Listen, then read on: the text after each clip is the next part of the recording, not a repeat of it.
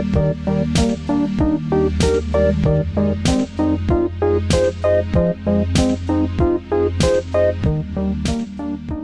and welcome to Maintenance Phase, the podcast where you get complicated feelings, and you get complicated feelings, and everyone gets complicated feelings. Wait, Mike, can I tell you what I wrote in my notes in case you asked me to do the tagline? What do you have? I wrote, hello and welcome to Maintenance Phase, the podcast where you don't get a car and you don't get a car. Nobody gets a car. We don't have cars to give away. The problem is there's too many Oprah memes to choose from. Yeah, that's right. That's right. Bees. I'm Aubrey Gordon. I'm an author, a columnist, and a podcaster. And I'm here with my co-host, Michael Hobbs. If you would like to support the show, you can do that at patreon.com/maintenancephase. Fun update, we now have bonus episodes. So you can check out more of Mike and I talking about extremely consequential and inconsequential things. The most inconsequential of which is our first episode, which is Aubrey explains The Bachelor and The Bachelorette to Michael. Yes. There's so many clips and it was so stressful. We also have t-shirts, notebooks, mugs, totes at TeePublic.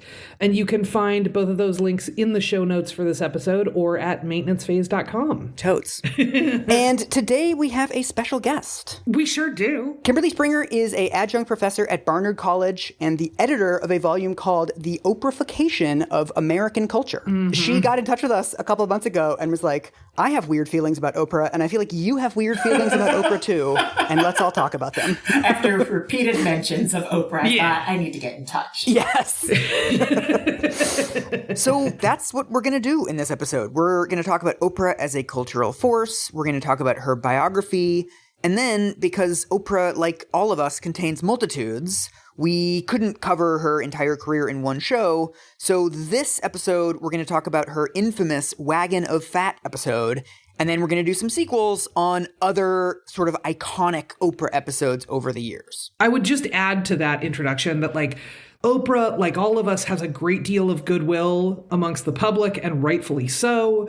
And also, she is someone who does things with a great deal of good intention. And sometimes that good intention leads to harm. Mm-hmm. And I think we're going to try and talk about all of those things all at once. The like incredible intentions, the incredible work that she's able to do, and the harm, and try and hold all of those things all at the same time. Yes. I think that Oprah has done very good things for America, and I think that she has done very bad things for America. And like both are true at the same time. I think it's interesting that we have to issue a disclaimer. Yes, right? What are your weird feelings on Oprah, Kimberly? My weird feelings are that I think everyone assumes that everyone loves Oprah, but I have not experienced that as necessarily being true in Black communities. And I use Black communities plural because, of course, there are people who love her and they love her capitalism and her entrepreneurship.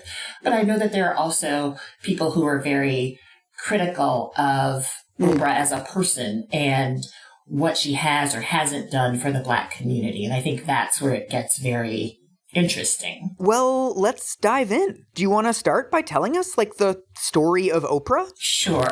Even this gets complicated because I think there's Oprah's own myth-making about herself that has just become fact. Like, it's almost as if she sprung fully forth from her own forehead. Ooh. So she's born in 1954.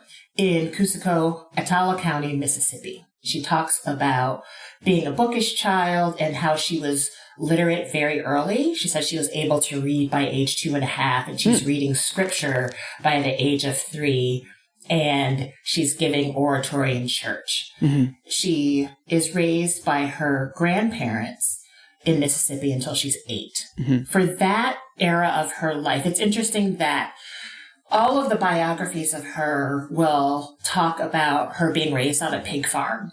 And I think that's really interesting because I think it, to a particular kind of maybe Yankee imagination, implies a kind of squalor. Mm-hmm. But actually, for the 1950s, for Black people to still own their own land and to own their own farm means that there was a kind of self-sufficiency that gets erased by just calling it and dismissing it as a pig farm. One of her aunts, there was an interview, it was actually in the National Enquirer. Sorry, it was a second cousin. She had this quote. She said, there was a family rule that no Winfrey women were allowed to work in the homes of white families. They could work in the fields, but it was a point of honor that they didn't do maid work. Mm-hmm.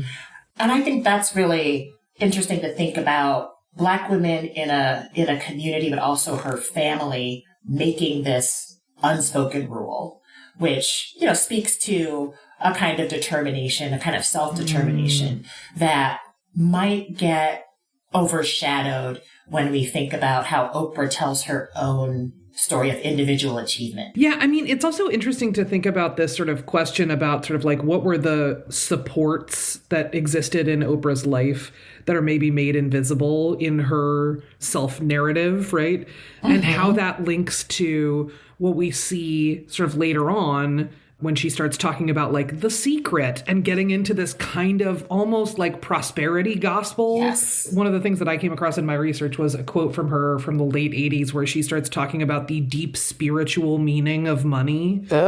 We are in some gnarly territory, Oprah. Yeah, because how she's able to make like living your best life becomes the mantra. But before that, it requires her to transcend any kind of racial or gender barriers. Right. And the way she talks about Mississippi is always about leaving the place. And she often will like refer to Mississippi as like a place where there's nothing there. So, from about 60 to 67, she goes to live with her mother in Milwaukee. This period pretty much is characterized by her as the time when she was sexually abused. She's sexually abused from about the age of 10 to 14. Jesus Christ. Actually, maybe it's age 9. She says by cousin at age 9, by an uncle, and also by a family friend. Ugh. It's interesting because the narrative that she then creates on her show, like with things like the Child Predator Watch List, is all about stranger danger as opposed to families as the site of abuse, which is where a lot of her abuse happened. Does she talk about the effect of all of this abuse on her as a person? Like, it must have been a really hard thing to hold on to. So the research in the book shows that she didn't talk about the abuse until she spontaneously confessed it on her show, which was about survivors of incest. Oh, wow. So she didn't like plan it out like I'm breaking my silence. It was just like it came up. Right. Wow. Right. Maybe it's just a changing way that she thinks about it, because there was a book that just came out where she's talking about abuse at the hands of her grandmother, being in an abusive household. It's a narrative around her abuse that keeps changing. And I think it would be worth looking at how it tracks with how we talk about abuse in each different time period. Yeah, that's true, because these things are framed so differently. And also, she's been a public figure for so long that she can sort of ride the waves of like different societal understandings of abuse, and also like processing what happened to her. You would just do that differently at different times. Yeah, I mean, I will say that also came up in the research that I did, where I was like, oh, the way that Oprah talks about her body, and particularly her size, is just a direct reflection of like, this is how we're talking about this thing at this time. Oh. Where I was like, oh, interesting. I didn't really think of her as being kind of like a little bit of like a sort of pop culture cipher. It's also a fascinating like palimpsest, because she's also creating these societal understandings at the same time, right? That like she's been so influential that if she does a bunch of episodes on stranger danger, like she's helping to spread and reinforce that at the same time that she's also reflecting it in her own experience. Right. Absolutely. Right. And so in 68, she gives birth to a premature baby, and that baby dies a few weeks later. And I think that's the point at which she goes to live with her father in Nashville. So this is where we start to have her sort of trajectory into speech and communications and drama. She's eventually sent to like an elite suburban high school with white students. That's about 25 miles away from what she calls the ghetto. Here's where we gain momentum. It's 1971. She's a senior in high school. She wins the Miss Nashville pageant and also the Miss Black Tennessee beauty pageant. She was a beauty queen? Yes. What? Oh, 100%. I had no idea. Yeah, this also came up just in like, I did some Google image searching, and the number, like there is a picture of Oprah holding a bouquet of flowers, having a crown placed on her head. Baby Oprah. It's really something. What was her talent? I don't know. I'm going to guess oratory. Or like maybe giving away cars. She had an aptitude for that at a young age. Presaging. Fun surprise, she's really good at close-up magic. Like, So she was a beauty queen. She was runner-up for the Miss Black America pageant.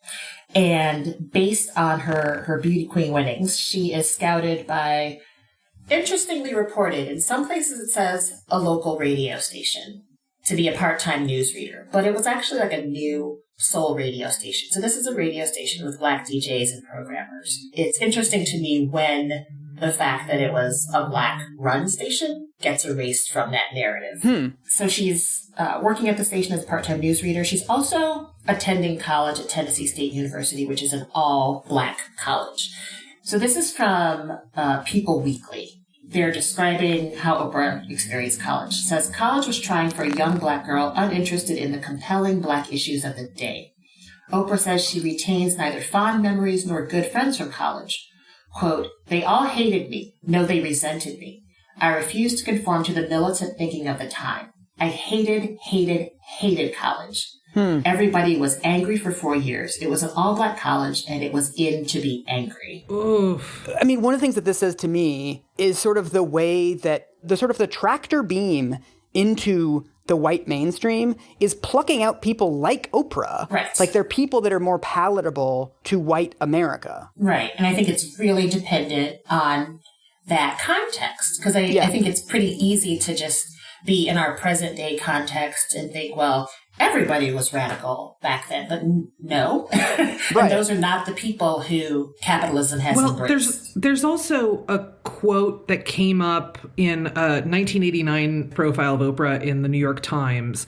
When Winfrey was hired for AM Chicago, the station manager was, according to her executive producer, Deborah DeMeo, delighted that he had managed to find someone who wasn't an, quote, Angela Davis type, who'd picket the station with a gun in her hair.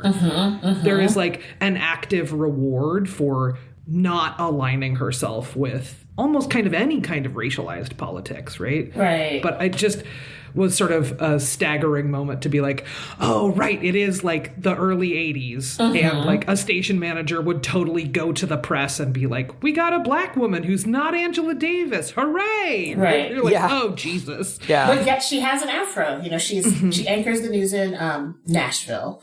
And then she moves to Baltimore and she's anchoring the news there. And you can see clips on YouTube. She has a beautiful afro. It frames her face like a halo.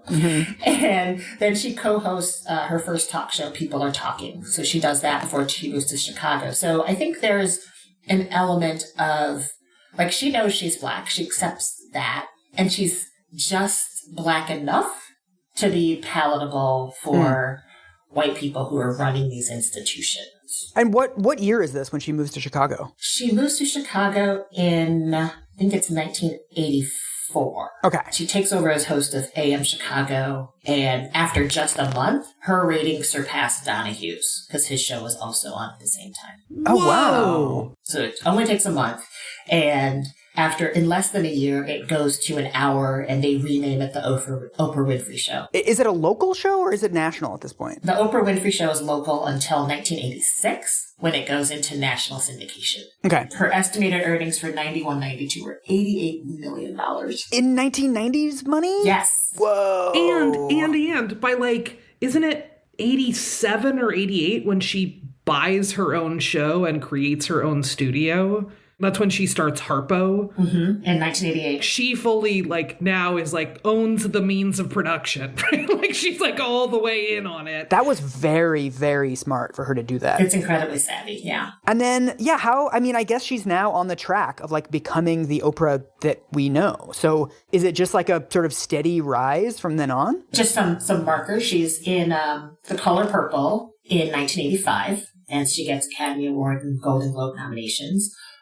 She also had started dating Stedman in 1986. Okay, I'm sorry. You have to explain the Stedman thing to me. I don't, know anything about Stedman. He's, one of those words that comes up in, refrigerator magnet ways. Like, he's just associated with Oprah, but, I don't know what his deal is or who he is. I love that, too. He's just Stedman now. You know, like Oprah. He's just Stedman. Is that his first name or his last name? That's his first name. Okay. Stedman Graham. Share. So I think it's interesting that they are engaged in 1992 when she's 38. And People magazine, I just was like, wow, y'all are wildin'. People magazine in the story about her engagement, I think it was on the cover, They said, for as long as Winfrey has been famous, she has been dogged by 2 questions. How much does she weigh? And when is she getting married? What the fuck? Yeah. The first answer, alas, has been offered time and again, though it is currently a well-guarded secret. The second response was 6 years in coming. Like, can a sister celebrate? I know. Can she just have a moment? It's so gross. It's so gross. And can women not be reduced to like these 2 fucking irrelevant pieces of information? Yeah, it's pretty gross. So what is Stedman's deal? Like, what does he do for a living and stuff? He was an athlete, and then he also, I think he was a sportswear model. Are they still married? I honestly did not know this. They never got married. Oh, okay. They call off the ceremony in 1993. And she wrote about this in Oprah magazine. In 1993, the moment after I said yes to his proposal, I had doubts.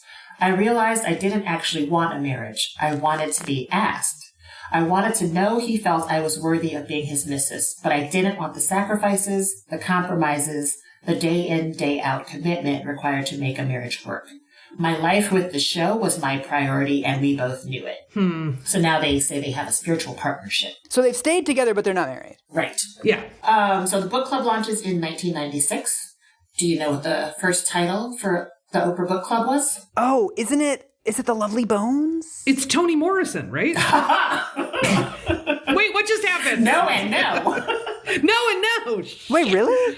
That's Jacqueline Bouchard's book, The Deep End of the Ocean. Oh. I don't know this book. I got nothing. Yeah, it's about a kidnapped child who turns up to mow his family's lawn after being missing for several years. But that's also, I feel like that moment marked the sort of realization of what a cultural force Oprah was. Because it became this thing that every single time she would have a book club book, it would be like, oh, it sells like 200 billion copies like the day after she announces it. It just was like this illustration of like this woman is creating culture and like the amount of power that Oprah has that she can say anything like, I like Crocs or something. And then all of a sudden it'll be like a $10 million market. It's an algorithm before an algorithm. Yeah. And like the earliest example of like what we would call now an influencer. Yeah. So with the book club, there's the Jonathan Franzen controversy over the corrections being a selection for her book club. We are not talking about this at all because I want to do an episode so bad. That dude sucks.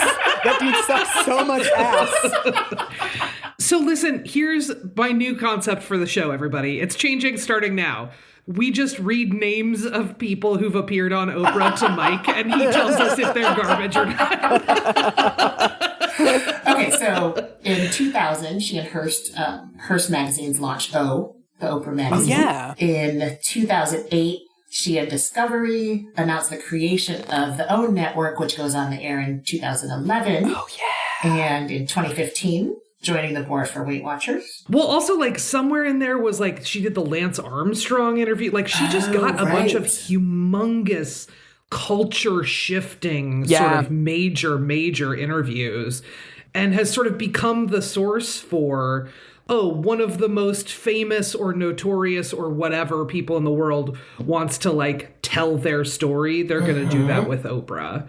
Tom Cruise jumping on the couch, I feel like, is another big Oprah moment, too. Oh, my God. That was America being like, this person is, like, kind of unwell. So, that's my timeline. Yeah. Nailed it. That's it. That is genuine, like, a lot of things I did not know about Oprah. I feel like as you were talking about it, I was like, oh, right. All we do really have about Oprah is her own narrative. And she is, like, extraordinarily savvy. Like, that was genuinely a thing I had not thought about. And I was like, no, that seems like a foundational insight. I feel like the trick is to just literally never believe billionaires when they tell their life stories. Nobody gets that rich without some, like, severe shenanigans. Capitalism does not allow that. Yeah. Aubrey, do you want to rewind us to the episode of the Oprah show that you're going to walk us through? I'm so excited. Totally. So I did the whole thing where I was like, I'm going to write out my notes and I'm going to write it in a way that's like, surprise, we're talking about the wagon of fat. Da, da, da. And then I was like, no, why? Everyone knows. Everyone knows. We know. We were emailing about this, Aubrey. We know. No. I mean, like, the audience. Oh, I think you meant us. Not like you. I'm like, we did a whole email about this, Aubrey. So we're going to talk about the Wagon of Fat episode, Oprah's big weight loss episode from 1988. I will say this. I've, at this point, done a fair amount of research for this show. A lot of it hard to stomach or like really unpleasant or whatever. None has made me as sad as looking at press coverage of Oprah in 1988. The number of headlines that came up from that late 80s coverage with specific numbers about Oprah's weight in the headline. The number of headlines and stories about whether or not Stedman is just using her for her money because he couldn't possibly be in love with a fat woman. Every aspect of Oprah's identity and experience is up for this really ruthless and kind of heartless kind of debate. She's this fat. How fat should she be? I liked her better when she was fat. Now she's thin. Right. That just like everyone is having all of their garbage feelings and opinions out like in print and on TV about her all the time. But I don't know if I actually am familiar with this episode, the Wagon of Fat episode. Oh my God, Mike. There are times when I really do have to like remind myself that you are not, in fact, just like a bizarro mirror image of me. Yeah. I'm like, oh, you weren't a fat teenage girl? Sorry. Like I'm on the gay internet. It's all shirtless men in there. I don't know what is going on 1988 Oprah episodes. I don't get those recommended to me. So as we mentioned earlier, Oprah is like incredibly successful. She's been on the air with her show for just a couple of years while she's buying Harpo, while all these other things are happening. Oprah has been losing weight, and she's been losing a lot of weight. At the point sort of that this episode is filmed, she has lost 67 pounds. What? And she has done it on something called OptiFast. Is that something that either of you have heard of before? Yes. I remember that era. Yeah, me too. I don't know if I know that specific one, but I know the sort of genre of crash diet where you're drinking these like awful milkshakes, like these weird powdered, they have like flavors like chocolate or caramel, but it's just like brown chalk or like slightly less brown chalk. Yeah, that's right. Yes. It is a kind of diet that we've talked about on the show before, a VLCD, which is a very low calorie diet. I will just flag for the next couple of minutes, I'm going to mention some calorie numbers and some weight numbers. It's kind of hard not to. This diet, OptiFast, is referred to at the time as a quote-unquote medically supervised liquid fast. So you're like working with doctors is sort of the idea. They're keeping an eye on it. But you are consuming 400 calories a day. What? Yeah. That's like prisoner of war rations. Wow. Yep. So each of these shakes is 160 calories. They're still for sale today. It is, less than 25% of your recommended daily allowance, according to sort of the food pyramid and all that kind of stuff. There is a piece in the Buffalo News at the time that says, quote, OptiFast is made of egg white and milk supplemented with vitamins and minerals to prevent cardiac irregularity. Its formulation differs from controversial liquid protein diets of the past. 40 dieters died on that mix, made of collagen, protein, hooves, hides, horns, connective tissue of cattle. It was not life-supporting. OptiFast is. I love it when fad diets are like, we're not like those other fad diets. Yeah, totally, like those ones that are totally. bad for you. We aren't made of ground-up cattle hooves. Yeah. Like, what? Little fun fact about this diet. Like many diets of that era, it has the sort of like initial like phase to quote-unquote kickstart weight loss, right? That is the 400 calories a day phase. By the time you get to the end, you get to a luxurious 1,000 calories a day. That's your forever after this diet. I mean, no wonder Oprah lost hella fucking weight. Yeah, yes. Like, this isn't enough food to live. Right. Yes, absolutely. And she talks about that later. She's like, after I did the show, I started eating again to celebrate, just like eating some solid foods, right? Like she's on it for 4 months at 400 calories a day. And she makes this big deal on the episode about like, I'm back in my size 10 Calvin Klein jeans that I wore 10 years ago. And she was like, I started eating solid foods and within 2 days, those jeans didn't fit anymore. I was like, yeah. There's actual food in your actual stomach. Yeah. I don't know what to tell you. The cost of the diet at the time was between $3,000 and $5,000 a year, according to the New York Times. In today's dollar, that is between $7,000 and $11,000. Wait, that's almost $1,000 a month. That's like people's rent. There are also some media coverage around like some cautionary notes about OptiFast. But those are mostly about how the diet is too drastic if you're just trying to lose 10 or 15 pounds. So it's like the idea is it's not safe for thin people, but fat people need to do it for their health. Oh. It's also worth knowing that Optifast is owned by Nestle. Of course. Of course. Always. They're probably selling Optifast in other countries as baby formula. Yeah. I'm sure they are. Yeah. So Oprah loses 67 pounds. And the way that she decides to reveal it is at the opening of her show, she pulls out this red classic like radio flyer wagon with a clear plastic bag full of 67 pounds of animal fat. So it's like pork fat and beef fat. So with that, we're going to watch 2 little actual clips of this actual episode. I fucking hate what you have done to my recommendation algorithm, Aubrey. Oh my God. I hate what you've done to my right-hand bar. I realize I need to do all of this incognito. Mine is all like fucking diet ads now, the right-hand stuff. It's like how to get 10,000 steps. It's such intense garbage. At the time, I felt it was important to show it in that way because I'd starved. I'd literally starved for 4 months or 4.5 months and thought everybody's going to want to know how you lost the weight, so you might as well tell them. 67 pounds since July 7th, 67 pounds and 30 inches from my bust, my waist, and my hips. And this is what 67 pounds of fat looks like. I can't lift it. Now, when you talk about, Jimmy, is this gross or what? It is amazing to me that I can't lift it, but I used to carry it around every day. And when you talk about making yourself the best you can be, I'm glad I did this for my heart, because my poor heart that had to send blood to all of this, it's shocking to me that it is this, I saw it yesterday, I said, I'm gonna live on broccoli now. I want you to know that whatever diet you choose, and this audience is filled with people who've had great successes, you can do with the help of your family doctor.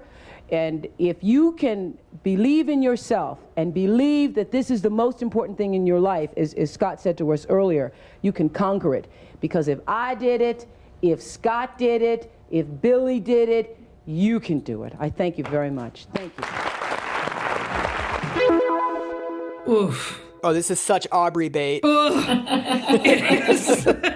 I know exactly the parts that piss you off, Aubrey. I mean, I think the thing that like bothers me the most about that clip in particular is just the intense, like weirdly sort of salacious camera work. Like so much of it is just pushing in on close-ups of like discarded animal fat. Yeah. I forgot how much she will slip into, like she code switches. Dude, yes, I noticed that too. There's just a tone that she starts to take that I'm like, oh, please don't sister girl me right now. I am 100% projecting, but she looks so miserable in these clips. Maybe hungry. Maybe she seems like a very hungry person. That's what I think is like after 4 months, like imagining exactly the same thing 3 meals a day and just being hungry all the time. Like you can't run your life feeling like that. And it feels palpable to me. Although, again, I'm probably projecting. Yeah, I mean, that part stands out to me. I think the other part that stands out to me is just the sort of like, if I can do it, you can do it. And I'm like, oh, Oprah, that is not a one-to-one, ma'am. Yeah, you made $88 million last year. I didn't make $88 million. Yeah. Totally. This is an extraordinarily expensive diet. It's an extraordinarily restrictive diet. What she says at different points on the show, she says it was 6 weeks. Yeah. Some of the media at the time, they cite a 4 months number, which seems to lose 67 pounds in 6 weeks. It's alarming to lose that much in 4 months. It is deeply upsetting / maybe physically impossible to lose that much in 6 weeks, right? Like, whoa. I am stealing this point from a lady I know named Aubrey Gordon, but also Oprah didn't do it. Like she gained the weight back. Like 99% of people who lose this much weight this fast do. What this really is a story of is like even Oprah with her $88 million a year isn't able to keep the weight off. Because, like, nobody can continue living like this. Yeah. Like, nobody can eat 1,000 calories a day for the rest of their life. Like, it's extremely bad for your health. It's extremely bad for your mental health. Like, this was never going to work for her in the long term. I will say the other thing that feels really fascinating to me about this clip that is not often mentioned is that this show airs during sweeps. Wow. Yeah. This single episode has her largest ratings to date, and some of the media that I found claimed that even in the 25-year run of the show, this was still the highest rated episode ever. No way. This episode got 18.4% of all households with televisions. Holy shit. That's like Super Bowl numbers, dude. And the makers of OptiFast say that they got over 200,000 calls. Wow. So it's this really tricky thing, right? Where you're like, oh my God, Oprah's getting all of this horrific negative media coverage about her size and these public debates about her body and about her life and about everything, right? She's working all that out. Like many of us, she thinks maybe weight loss is the thing that'll take care of it. She does that, but everything she does is on TV, including this. So it also sort of sets off this kind of, you know, it's like a butterfly flapping its wings, right? Leading to sort of a tsunami, right? Where you're like, oh, this is like a deeply human thing to do, but you're doing it during sweeps on an immensely popular TV show. Also, it's just awful to think about going through the sort of extremely normal cycle of like a crash diet, feeling good, there's a sense of euphoria, and then this general disappointment in yourself and like self-loathing as you inevitably gain the weight back. Like, that's hard enough. But doing it in front of the entire country and having people commenting on it and speculating on it and like, what's wrong with her? She's gaining the weight back. Why can't she do it? Like, that's just like this extra level of basically abuse. Yeah. It does make me sad. I did not expect that. It's like, I'm so sorry. There are two more clips and both of them will also make you sad. I apologize. Okay, so I dropped a link to you guys. Oh no, it's maintenance phase nemesis, Johnny Carson. It sure is. The trash men of maintenance phase. Oh, buddy. You will be surprised by where the trash comes from in this particular interview. Oh no. Let's go back. What age were you when you first started to find out you were a little larger than you wanted to be? This is what I learned. I've always been one of those people. Thank you, Johnny, for being delicate. Trying to couch that. Speaking of that, I happened to look at some tapes the other day of the first time I was on this show. Why didn't you tell me? Well, I mean... I look like Shamu. No, you didn't. No, you didn't. No, well, actually, it's very interesting. I'll bet you some people, I'm taking a guess, I'll bet you some people said, I'd like you better the other way. Did that happen? Yeah, they have said that, but they lying. Do they lie? They are lying. The interesting thing about it is, though, I was one of those people who always said, oh, I carried my weight well. I carried well. I know I'm overweight, but I carried well. Then I look back at pictures, I carried exactly where it was. Yeah. My best friend said to me the other day, you know, I see those pictures of you, and gee, I don't think of you that way, Moby. Yeah. Yes.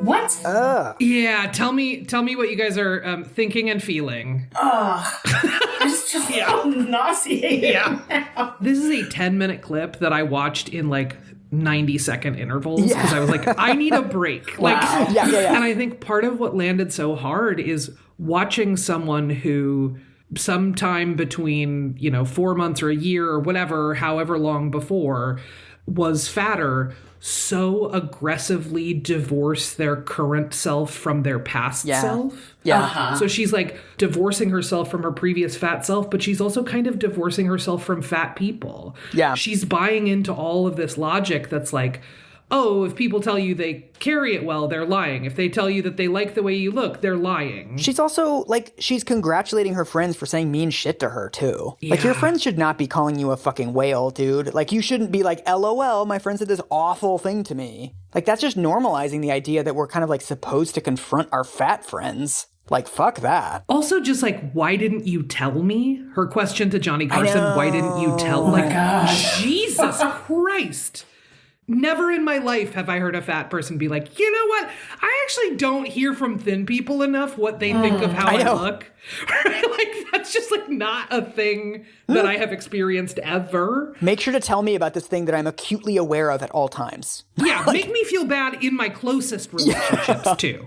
To me, it's like this sad thing of like, it's this woman who looks fine and seems like happy and like unbelievably successful. Yeah. And then it's like she still feels like a failure because of this one extremely superficial, trivial thing. And like, and also the whole culture, of course, is telling her that she's a failure because of this one thing or that nothing counts because of this one thing. I mean, first of all, this is not a standard that we apply to men at all. Yeah. There are many men in public life who have just been like fat dudes and like no one gives a shit. And it really feels like a firm move into a kind of white assimilationist, individualistic stance for her. The idea that if somebody says they're comfortable, they're lying. It just feels like a direct attack on Black women who are larger. Yeah. Totally. Aubrey, Kimberly, do you think Oprah was able eventually to just sort of come to peace with the way that she looks? Or like, is she still in this cycle? I mean, I think this is where we get into a little bit of like the things that we know about Oprah's mindset are the things that she decides to tell us. So I think there's a question about like her individual mindset as a human, which we can't know. It feels to me like, as I was looking through media for this, like,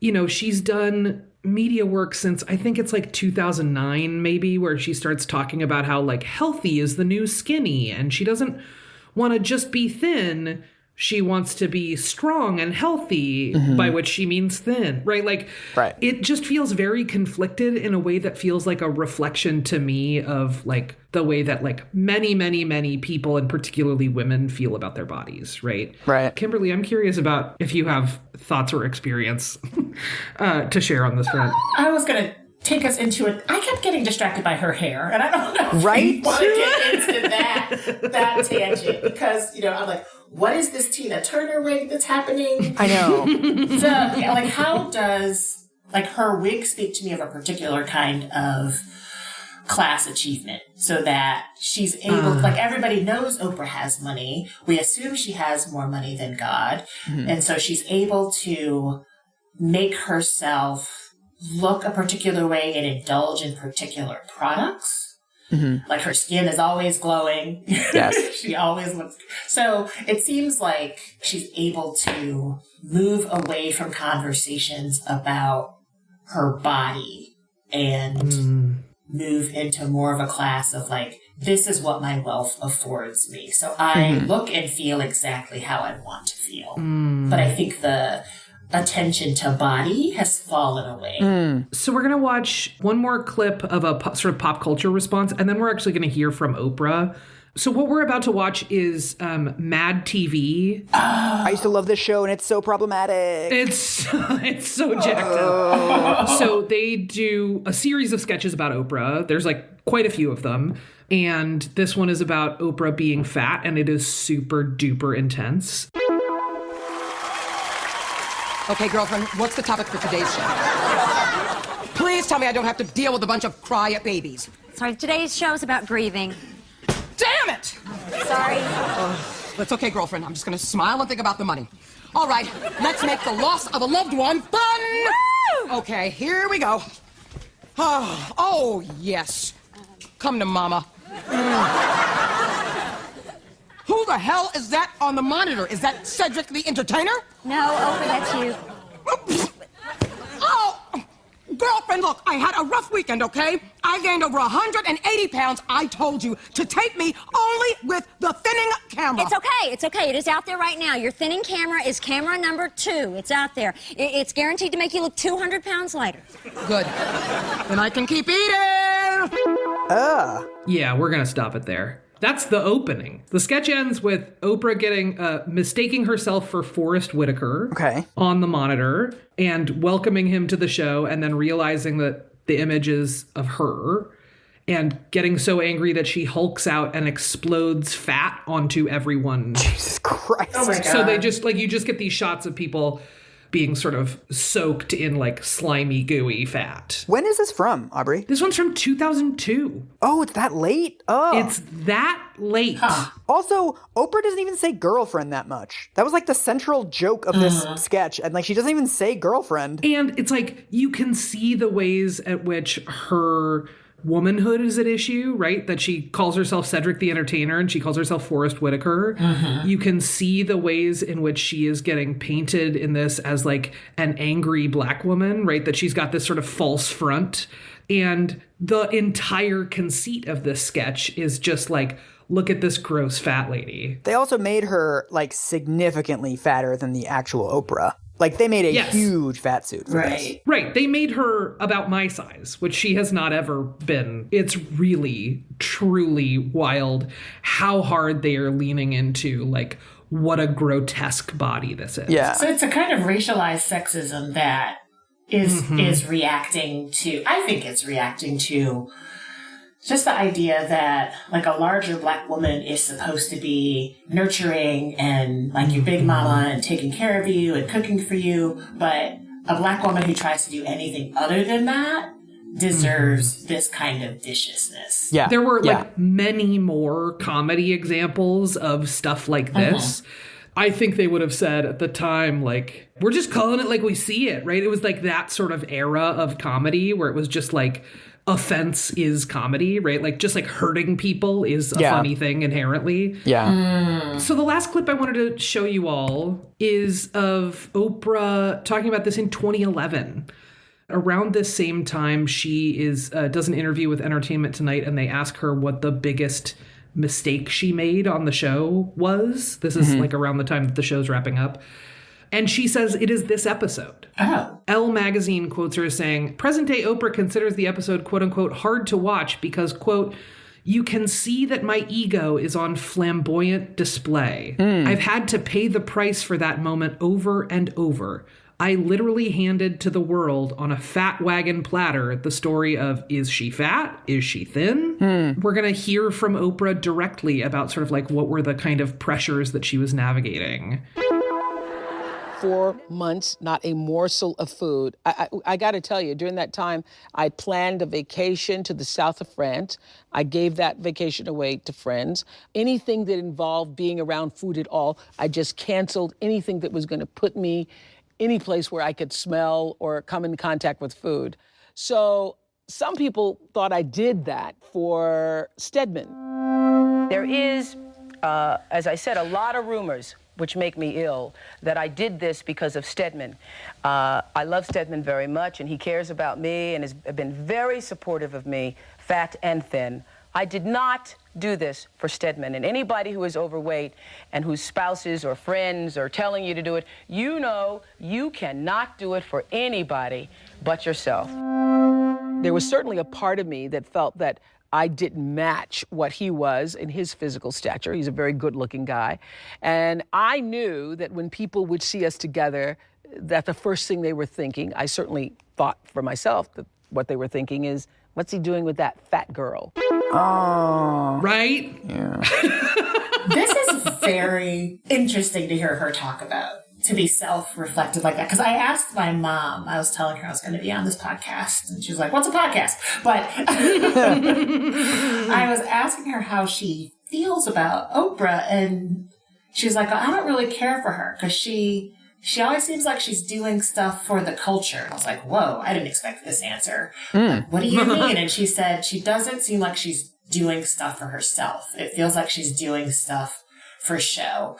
It's interesting to see this clip and to see her saying almost exactly the same thing that my mom said. Yeah, that she's aware of herself as a visual symbol. Right, but yet all of the rhetoric around the weight loss that she put out was about doing it for herself. Yeah, there's this dissonance where in the clip from 1988, she's saying, I did this for me. And then in the clip from now, she's like, I did it for Stedman. Right. Yeah. Well, and not even I did it for Stedman, right? Like, that's another part of what I think is so fascinating about this clip is that she's saying, people were saying I was doing it for Stedman. I wasn't doing it for Stedman. I was doing it because I felt like people were looking at me as like the part that didn't fit in this relationship, which is different than like a 1988 narrative of like, my boyfriend made me do it. Yeah. Right? Yeah. Which is sort of like what they're talking about. And actually what she's talking about here feels to me like a pretty clear-cut case of like deeply internalized anti-fat sort of attitudes, right? That's just like, people won't trust my relationship. They won't like my, you know what I mean? Like all of that sort of stuff. Or like my weight emasculates my boyfriend in this weird way that even if he's fine with the way that I look, there's something about the public facing nature of us that like invalidates our relationship in some way, even if we internally are happy. Yeah, I mean, there were also those rumors for years and years and years about both her and Stedman being gay. Oh, yeah. Part of what lends credence to those sorts of rumors is this kind of perceived physical mismatch, right? He's too handsome and too well-groomed to be like a straight man, and she's too like fat, basically, to be a straight woman, because we all know how the mechanics of heterosexual attraction work, right? And this doesn't make sense in that very simplistic kind of calculation that also bears no resemblance to how people are actually drawn to other people, right? Like it's just sort of like a cultural set of rules that we've kind of agreed upon. That's like the rumors for years that Jake Gyllenhaal was gay, basically because he's like attractive. Like, there was like no actual evidence. It was just like, he's hot, so, you know, probably hiding gayness. Like, I don't know. He's one of ours, guys. Can I make one note about the clip and the images? Yeah. That they picked the worst images of her instead. The worst images. Like, I was looking at some really cute pictures where they looked happy and really supportive, but they picked these pictures where like her foundation, like the skin match, the tone matching looks off. It just, it's very, I guess the choice makes sense in what she was talking about. No, totally. But they also have like found a bunch of pictures of her definitely at her fattest, at least that I have seen. Again, she is a bajillionaire.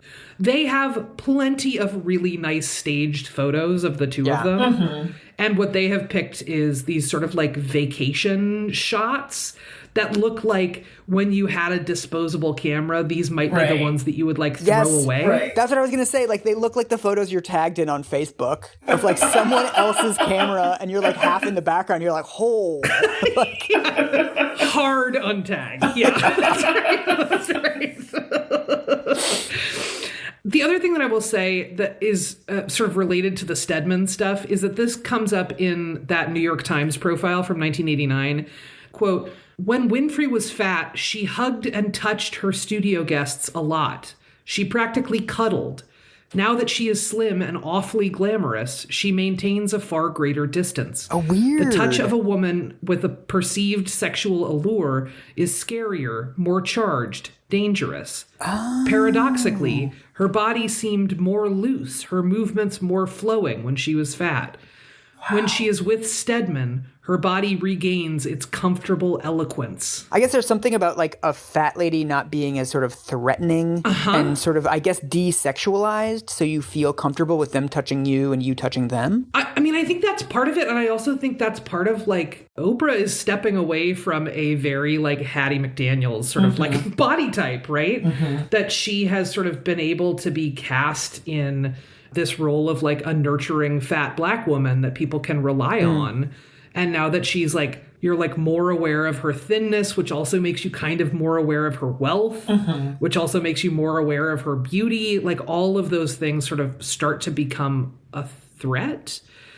I mean, I'll say just as a person who's gone through major weight loss and major weight gain both, there is this sort of hint at, but they don't really get into the ways in which that kind of dramatic change can really alienate you from your own body. That like, right, like there's sort of this narrative about weight loss that is like, it only gets better and you only like yourself more. And really and truly, it can be like extremely alarming to see how differently people treat you, to figure out how to just like move and be in the world. Like really, like, that profile and sort of our cultural logic at the time doesn't really allow us to go there. Yeah. So the last thing I will say, just to like bring this one to a close, is in 2018, the National Museum of African American History and Culture had an exhibit on Oprah. And the Washington Post did a piece that was like, these are the 5 things you have to see in the Oprah exhibit. One of the 5 things was the size 10 Calvin Klein jeans from the Wagon of Fat episode. So like, even now, this was in 2018, right? So like even within the last few years, this remains like one of the biggest sort of like touchstones of her show. And it's really complicated. And she is still saying it's one of my biggest mistakes and I really don't like it. And she's also still owning Weight Watchers and she's still, you know what I mean? Like it's all sort of unresolved. Of all the things she's done, how in the Black History Month is that the thing that you want to have in the Blacksonian? Right. I don't understand. Right? Yeah. When they should have done the 40-foot-long foam colon that Dr. Oz used in his introduction episode. Kids could have crawled through it. It's not black enough, Michael. Sorry. Mike, I'm host divorcing you.